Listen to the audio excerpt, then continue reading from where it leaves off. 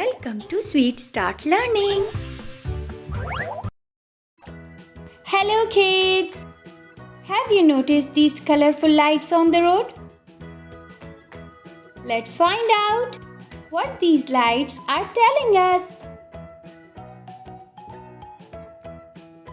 These are called traffic lights and they help vehicles stay safe on the road.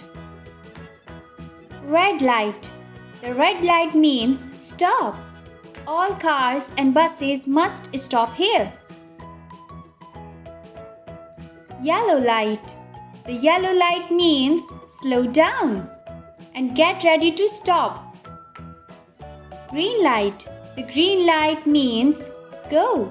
Now vehicles can move safely.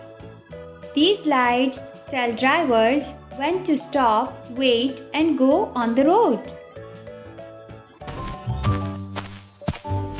Subscribe for more fun learning videos.